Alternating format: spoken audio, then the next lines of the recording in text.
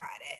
Good morning, everyone. I want to call the MAPC officers meeting to order. Today is January 10th, 2022. The time is 9:10 a.m. The officers meeting is being conducted remotely via Zoom video conference consistent with Governor Baker's executive order of March 12th, 2020. And since extended, to provide the public access to the meeting while limiting the potential for abuse of video conferencing technologies. Members of the public may view the proceedings at youtube.com/user/MAPC Metro Boston. Hi, everyone. So let's get this agenda underway. So first, I'm going to call the roll. Hi, Sandra. I'm going to call the roll. So here we go. Treasurer Sam. Here. Secretary Sandra. Here. I see you. Yep. VP Adam. Here. And President Aaron. Here. All right, Jeff. So next up on the agenda is the approval of minutes from November 1st, 2021. I think. There's a lot of screens up here. I believe you have 2 minutes, October and November. You are correct. Yes. So I am seeking the approval of minutes from October 18th, 2021 and November 1st, 2021. So moved. Second. Motion made by Sam and seconded by Adam. Any questions, comments, or concerns? Seeing none, roll calls required because I am in town hall, but you are all not with me. So Sam? Yes. Sandra? Yes. Adam? Yes. And Aaron? Yes. Motion passes 4-0 for the approval of the October 18th, 2021 minutes and the November 1st, 2021 minutes. Great. We have no project update today due to, a pandemic, but that's okay. We have lots on the agenda otherwise. So next up, we're going to go with hiring and staff changes and updates. So Lizzie, who's at her first meeting, I want to welcome you, I guess, formally. You've been at other meetings with us, but I guess I should formally welcome you. So Lizzie, will you please give us the scoop? Yes, I'm happy to run through sort of the open positions that we have and do an update around hiring and staff changes. But I first want to introduce my newest colleague, Angela Brown, who is going to be running our economic development team and joined us today to kind of meet all of you and see this meeting. And Angela, I'm hoping you could just offer a few words about yourself and introduce yourself to our officers. Great. Thank you so much for this opportunity just to share a few things. I thought I would touch upon, hi everyone, I'm Angela Brown, Chief of Economic Development in the Land Use Division at MAPC, here on day 6 of the job. So I thought I would touch a little bit upon my training and professional background. And then if there's time, I would love it if I could just touch upon a couple of really framing points that I've been thinking about as it relates to the work of MAPC, but really the work about advancing equitable communities and sustainable communities. But first, a quick word or two about me. I completed my studies at UMass Amherst, where I attained a bachelor's. And then also attained a master in public policy at Harvard's Kennedy School of Government. So that's my training and background. That was from a while ago, and I come to you as a local girl. After finishing studies at the K School, I went into the public sector, working in the city of New York for a quasi-public called the Economic Development Corporation. Where I advanced industrial revitalization projects, commercial corridor revitalization, and the like, all with a focus on distressed parts of the city, the outer boroughs, downtown Brooklyn, Bronx, Jamaica, Queens, places like that. Really learned a lot. And in that role, not only was advancing projects, but supervising a team. Often had to go in front of city planning commissions, community boards, all of that, and learned a lot about conceptualizing and developing strategies for economic revitalization. Later, I then joined a community development organization called LISC, Local Initiative Support Corporation. And one of the pieces of my work there that's relevant here is that I was charged with adapting and translating a model used by the National Main Street Center successfully in very many smaller, rural, smaller communities, adapting that to dense urban neighborhoods on behalf of LISC, neighborhoods of color, low-income communities that still had, these wonderful commercial corridors that needed revitalization. So I learned a lot from really taking the 4-point approach, which one of the things that I took from that experience that I carry in my work today is the importance of, it's not just about attracting new businesses to a place, it's really got to be much more holistic, really community organizing, design improvements, facades, whatever, just a very holistic and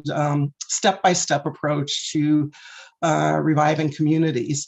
I then returned to Boston and the Boston area, again, my hometown. I just lift up a couple of things. I started more work in the affordable housing development, and not the focus of this particular role, but have been through some of the, the trials and tribulations of putting together a one-stop, getting LIHTC funds, all of that. That was for a supportive housing developer, and then began a stint in philanthropy. So one of my themes really is around working across sector, working in partnerships, with government, with nonprofit, what have you, and I've done a lot in that space, and working in philanthropy was a big part of that. But I guess I would also lift up that as part of the work I did in local-based philanthropy here in Boston at a place called the Himes Foundation. I got to work on community initiatives around things like establishing a Chapter 40T for expiring use properties and saving affordable housing, defense of 40B, supporting groups that successfully sought passage of Community Preservation Act in Boston. It's a bit of a myth that private funders are not supposed to, quote, get involved with policy. That's actually not true. There are ground rules, did some work on homeless policy, et cetera. But learned a lot about policy making. And that's the place where I first got to know MAPC and Mark and many on the team.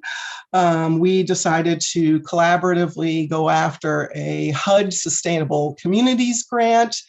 Really learned a lot about bringing together affordable housing, community development, placemaking, but really the promise of also joining those activities with seeking transit equity, seeking improved transit service, seeking environmental remediation, and building more community voice around all of these pieces coming together. So that project was pretty successful, I like to think, and also expanded the conversation about equitable transit-oriented development, conversation that's continuing today, I'm happy to say. So I think I'll just stop there. That's just a smattering of some of the areas of sort of my prior body of work. As I mentioned, I'm interested in kind of the larger frames for some of this work. So folks that are involved with advancing social impacts and social outcomes as it pertains to sort of economic justice, if you will. There are some big frames out there. One is, for example, dual generation, programs that invest in parents and kids in different ways at the same time. That's one way. You can tuck a lot of different solutions under that. Another example would be cradle to career, sometimes thought of as 0 to 25, the Strive partnership out of Cincinnati. They have really set a high standard around, really intentional strategies for education, childcare, career technical education, getting folks, smoothly into success over the life course. The racial wealth divide, I could say a lot about that, but really purposefully tackling racialized wealth disparities, and that intentionality can really bring a lot here. So I would put front and center in those large frames, the frame of people and place, ought to be right up in there, in my view. And that's kind of what I feel like is one of the great opportunities at MAPC. We're about, the place making, the investments in infrastructure, housing, neighborhood revitalization, what have you. But also looking at the question, are the people in that place benefiting? What's it going to take? I think there's a mixed track record in some of these prior efforts, but there is, I think, a healthy discourse and certainly literature that we can draw on. So I'm excited to be joining on some of these really big questions here at MAPC, really working on the economic development side of things, and looking at the different levers that we can apply to this big question. So my thought was just putting these out here for you all to, if you have any questions, reactions. Maybe this framing is already well developed, but I've come across, purpose-built communities, a few others, past comprehensive community initiatives, but I think there's a lot of work to do. I'm excited to join you in this work. Thank you. Thank you, Angela. Is there any, I see? Yes, I agree, Mark. I think I can speak for everyone in saying we're also glad to have Angela on board. Very excited about what you will do, and I find your framework and vision very inspiring. So I look forward to seeing what your outcomes are moving forward from here. Thank you. Oh, Sam, you get one question. No question. I was just going to ditto that. Very excited you're here. A very important role, particularly in this COVID world, and so it'd be very exciting to see the kind of projects you get going. So welcome. Yes, and definitely welcome to MAPC. Thrilled to have you, and I'm sure you and/or your team will be before us before I know it with a project update. All right, great. Let's move on to other hiring and staff changes. I know we received a document on this, but now that Mark's here, hi Mark, I'm not sure if you would like Lizzie to keep going on the updates, or you would like to do that. I like this idea of just coasting along and letting Lizzie take care of it. I don't know. Oh, okay. So, all right. Well, then hang back, Mark. Go ahead. I'll answer any questions. It's a long list at this point, but I'll let Lizzie handle it, and I'll answer any questions about specifics. Sure. And I should have said too, Angela, you're welcome to continue hanging out with us, or you are free to get going on that framework. Totally up to you. I might just hang out for the staff updates because I'm in there as well. And then I'll totally leave fine. at that. I just wanted to let you know you are free to stay or go. So, great. All right, go ahead, Lizzie. Sure. Yeah. So you did receive a document. It includes kind of three categories, which I think you're probably used to, is a number of the hires that we've made since November, our current open positions, and then positions that have not yet been posted. As you can see, a lot of changes at the agency, a lot of really exciting new hires that we're bringing in, and a lot of open positions that we are posting for. So happy to kind of run through where we are on the new positions and the folks that have just come into the agency. We have a brand new visual designer, Ellen.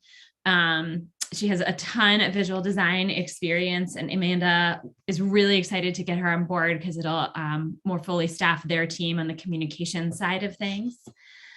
We have a new socioeconomic analyst, Brandon, and we have Angela coming in on economic development. I think there's a lot of compliment there on those two positions kind of moving in at the same time. In the government affairs team, we have a new policy analyst. So this is the position that kind of does a little bit of that policy research connection inside government affairs, and Matt Walsh is in that role. John Cruz came in the beginning of December, and he's on our housing team. He's kind of already hit the ground running with a number of projects at the agency. I've had several meetings with him. He's really interested in the policy side of things as well. We have a new epidemiologist who's coming in and working with our public health team, Anne. Really excited to have her on board. Again, kind of already hit the ground running with a lot of our North Suffolk work and kind of COVID-related efforts right away. Then we have a new arts and culture fellow, Archana Menon, came in at the end of November, just before Thanksgiving. And then we have a new transportation planner, Addie Nochor. I've actually worked with Addie for a very long time. He's done a lot of work with a lot of our sister advocacy organizations, and we're very excited to have him on the team. He also started in early November, and again is like already working on a number of really interesting transportation projects with the team. So that's. I would add only one thing on those hires. Ms. Kissel, the epidemiologist, is not an indication that we're going to start hiring doctors and epidemiologists as a regular classification at MAPC. This person is really working with the North Suffolk Public Health Collaborative, which is Winthrop, Revere, Chelsea. And for technical reasons, it was easier for her to be an employee of MAPC. And so we accepted that perspective. But she is not, she's not really an MAPC staff person. So. But we've already started to get some of the benefits of her expertise. Yes. She is with us, and particularly in this most recent search, she's been really helpful. Not only connecting issues in the North Suffolk region, but actually connecting us to other experts and kind of different ways of thinking about COVID and COVID messaging. So it's been great actually to have her, particularly in this moment that we'd never seemed to get out of. So moving on to the current open positions, there are currently 7 open positions. I think, the one you're probably most familiar with is the other deputy executive director position. I think applications have already started to come in for this. It seems like it's going to pan out to be an exciting pool of applicants. We have another government affairs position that is open from when Diego went to work for Mayor Wu. We already have started doing phone screens for that as well. So it's well underway because we were a little bit able to piggyback on our other hiring process there. We have a grants accountant, someone in our IT help desk. Again, that one's that position's actually, I think, been posted for a bit, and applications are coming in on that. We are hoping to hire somebody to bring in on the arts and culture team. Again, a more full-time planner there. And then a senior clean energy planner is that position was just posted. And I believe that's from Meg Aki's departure. And then the last open position that we already have posted is for a staff accountant. And that has been, I think, out for a bit as well. And I would note that a couple of those positions are technically filled with temp staff at the moment. And in most of those cases, it's possible that we will do temp to hire and hire that person. In other cases, that will not be the case. This will just be a temporary person. And we will continue to move to try and find a full-time staff person to fill that position. Those circumstances tend to be true in IT and in finance, not so much in planning. Erin, can I ask a question? You may. Either to Mark or to Lizzie, on the finance team, is that feeling full, reasonably full, need a lot of people? Just curious, because that's always been a question of making sure we've got sufficient support there. I'd say a little less than full at the moment, Sam. We do have one of those temporary staff people who I think is actually working out quite well. I don't know exactly where will decide to go with that position because I do not know if he wishes to stay. And I have yet to discuss with Sheila and Angela Howard whether or not we might consider keeping that individual. I actually think that would be not Angela, probably Holly is the person involved in that. But we need additional help in finance. The existing staff are putting in too many hours and need additional assistance. Yeah. Okay. Thank you. Thanks for the update. I think we're gonna put you on full time, Sam. Actually, that was suggested as one of the No. one of the solutions. I'll help in the hiring process. Great. So in the last category, we have a number of positions that are kind of coming on deck. Some of these positions are sort of internal manager positions and won't actually be posted externally. That's true essentially of the TAP coordinator role. That's the number 2 role there.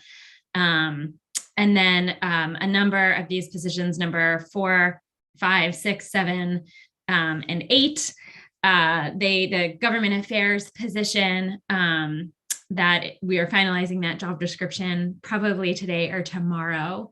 It'll be to Mark's review. I was just reviewing this morning the job descriptions for the 2 community engagement positions. And again, if folks remember, we had 1 staff member leave, 1 community engagement member leave, and then 1 actually recently promoted. I realize he's not on the list, but recently promoted into the community engagement manager role. That's Christian Brandt, and so he actually starts today, his first day, moving into that new role for him, and so that freed up 2 positions inside community engagement. It's actually kind of an exciting time to hire community engagement folks because a lot of folks are just coming off of campaigns and interested in doing this work with us. And then the economic development planner, obviously a new role in Angela's shop, and then senior economic development planner as well. I think that's it on the HR and hiring side. Mark, anything else to add there? Not there. I'll take his silence as no. Any No, I'm here. questions? I'm here. Anything else Sorry. to add, Mark? Yeah. I'm listening fully. I'm just pouring a cup of coffee in the other room. So there are some important positions in that 3rd list that we're still working on. We're working on the question of whether or not Lizzie's replacement in government affairs is going to be manager or director. We're also working on the question of whether or not Ralph's replacement will be 1 person, Ralph Wilmer's replacement will be 1 person or 2 people. We could split land use manager and TAP coordinator, in which case we would hire a new land use manager, but we might give the TAP coordinator responsibilities to an existing member of the staff, or we could hire a single individual to fill both of those roles. We're still working on that. And we are working to post those 2 positions in economic development, which Angela is involved in. She's already gone over some of those job descriptions, and they're now, one of them is on my desk for review, the more senior position. So I had just had an e-conversation with Amy Riley and Mark Fine this morning about recasting one of the positions there. We promoted a candidate, we promoted a staff person internally, that left her job open. The initial efforts to fill that job were not successful. And we're recasting it somewhat. We'll probably repost within about a week. Lizzie will be engaged in that as well, since I talked to them last week. Responds to them. Yeah. Yep. Any questions, Sam, Sandra, Adam? Great. I mean, All look, right. the overall situation I think that people need to be aware of is that's not as obvious by discussing the details of any particular position. This is a lot of positions. And it continues to be a lot of positions. And it's a strain for the agency, both in terms of hiring that many people this quickly and in terms of onboarding people and keeping a sense of agency culture and identity. I've been very honest with the folks in this group about the challenge that involves, and it is an ongoing challenge. I don't think it's going to change anytime in the very near future. And Angela Howard and Holly and I and Lizzie and others are working on it as best we can. But it's a period of dramatic change. Mhm. That does prompt a question, and we won't drag it out. But Mark, do you feel like your process is working in the way? Because Lizzie, you're new to your role. So have you figured out how to vet the people, review them, talk to them, or is that itself a big challenge now with all this change? If that makes sense. I'll let Lizzie go first on this one, and then I'll follow up if necessary. I actually feel like the biggest aid that we have in this question, Sam, is that we do have a pretty strong HR team at the moment. So with Angela, there's sort of a division where Angela really has kind of a more fine-grained oversight over the manager and director level roles that we're hiring for. And then Holly is more involved on sort of the more junior staff level roles. And Mary Beth, who also is on our HR team, she is like a wizard as somebody who's going through kind of 3 hiring processes on my old team right now. I have never had this level of support from HR and actually putting out job descriptions, getting kind of a quick turnaround on a review, setting up all the logistics of setting up interviews, which all this can just take a ton of time and energy. It's just a really incredibly supportive staff team. And then I think Mark and I, we talk 6 times a day, and so are kind of often having conversations about good people who are good fits. And then I also feel like we've done a lot of work with the staff to try to encourage them to do outreach, and maybe even with some staff who with folks who might not know MAPC already. And I feel like we're in a good position with the staff who are currently on board, who are doing some of that outreach to folks to get them to apply. So that's my take. I feel like the process is actually smoother than it has been. I think there's a lot, it just means there's a lot on HR's plate. But I actually feel like it's actually the process internally feels like it's running relatively smoothly. I think that's largely true. It's still a lot of people to process at one time. And there are other organizations and companies where HR does all the hiring. That's it. Like, directors might have a little bit of involvement, but they get their person from HR. That's not the way we work at MAPC, for better or for worse. And there are advantages and disadvantages.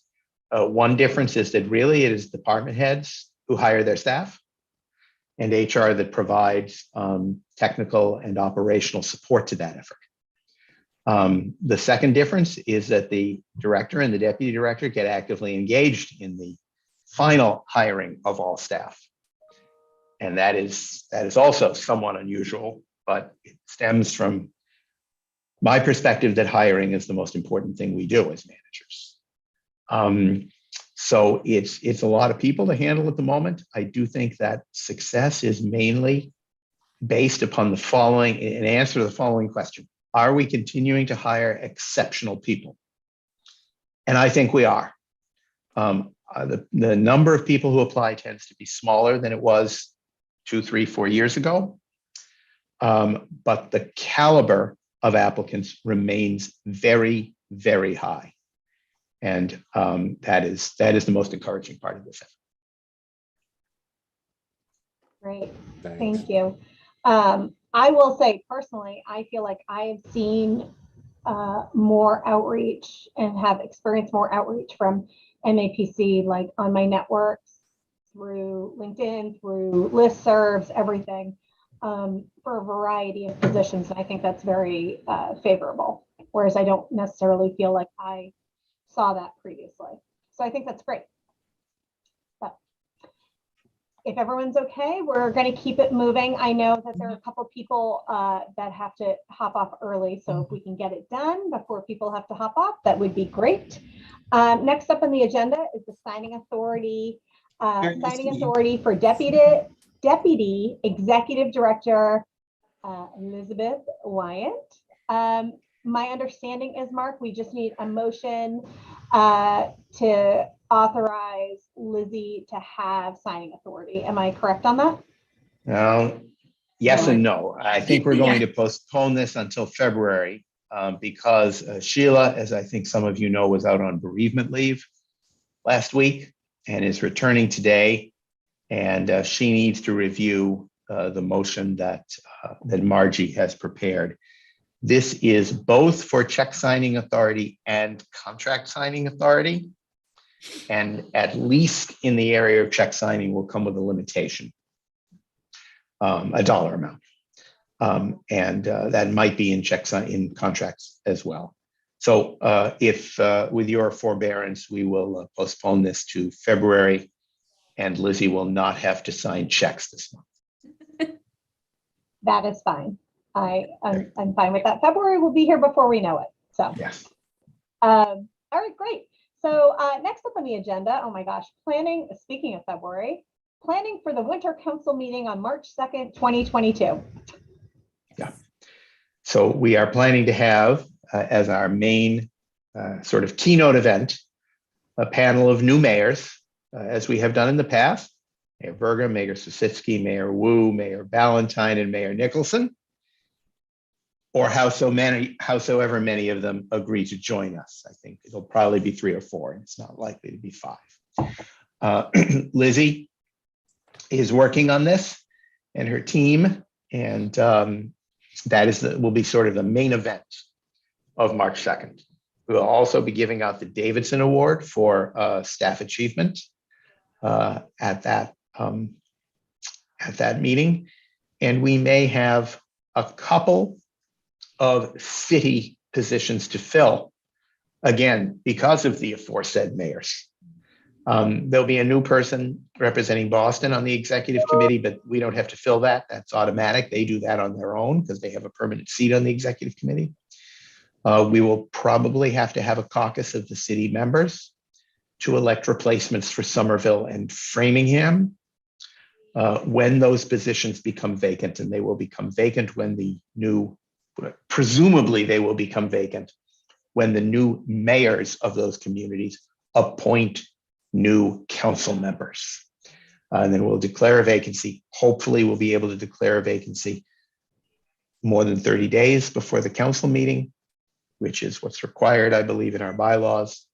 And then we will proceed to hold that caucus on the 2nd of March. I would not be surprised. I think I'm pretty sure that Somerville will run again. I'm less certain about Framingham and whether or not there might be other cities that wish to.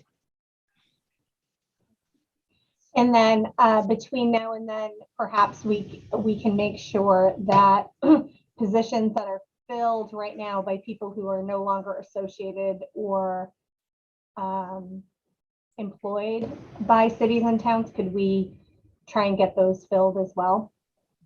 I know it's not for a caucus executive committee. So for instance, we ran into this issue with fall council where we ordered to get quorum, and then we're looking at the list and I'm like, this person doesn't work here anymore. This person doesn't work here. So there's a bit of a gap there. So our margin gets smaller and smaller. So perhaps we can work on that as well. Yep, we are.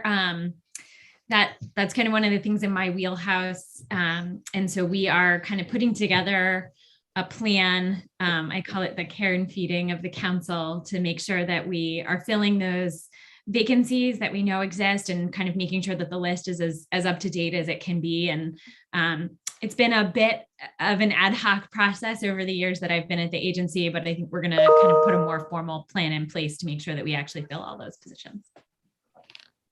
Thank you. Yeah, because we can't have a caucus unless we have a meeting, and we can't have a meeting unless we have quorum. So yep, exactly. Great. All right, I think that sounds great, Mark. I'm really excited. I always love the meetings where we hear from new mayors and managers, honestly. Like, I just find it really interesting. Yeah, I always think it's interesting. All right, so if there are no questions, next up, we're going to review the draft agenda for the January 19th, 2022 Executive Committee meeting. It looks like not 100% sure that there will be no legislative items to vote on at that meeting. But there will be a review of the second half of the agency fiscal year work plan. You may recall we adopted the first half. I think it was on December 9th. And I'm hoping we will adopt the second half on January 19th. And Ben Faust and I are currently working on attempting to finalize those sections for distribution to the executive committee membership. Awesome. And have we received like drafts of that previously or not? I can't remember.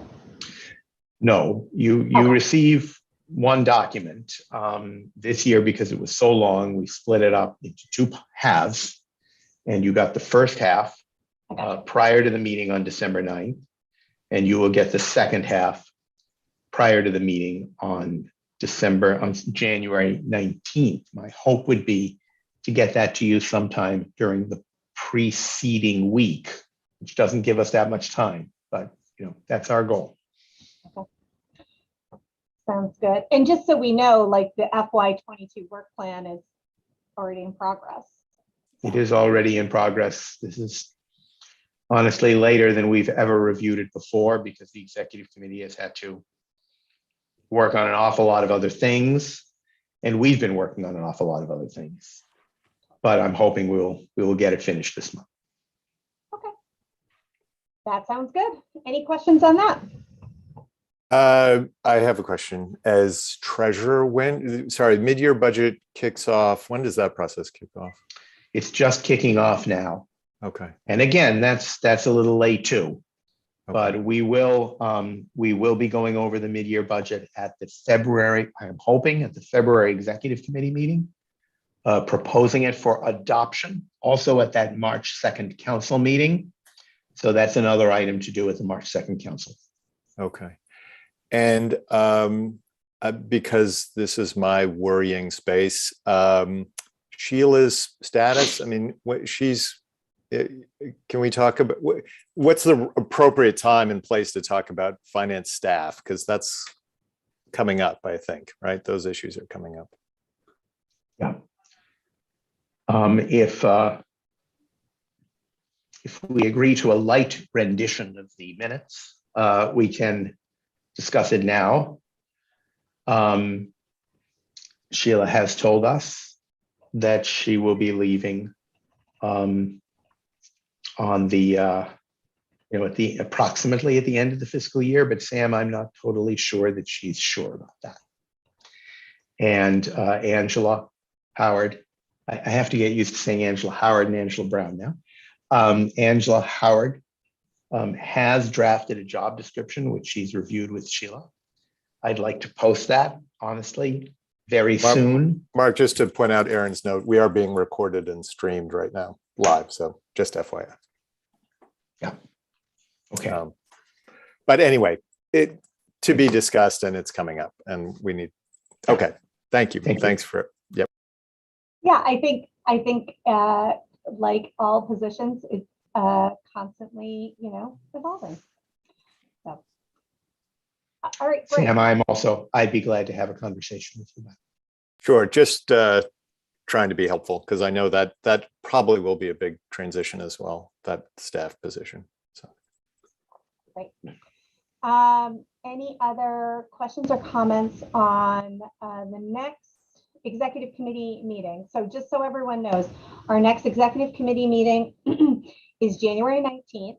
Hopefully that's all on your calendars. And then the next winter council meeting is March, I have it down, March 2nd, I think. My eyes just kind of crossed here. Oh yes, because I have two agendas open here, is Wednesday, March 2nd, 2022.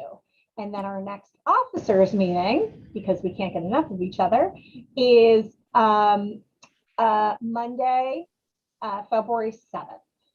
Okay, everyone? I just want to make sure we all have all those great dates down as we are in the new year.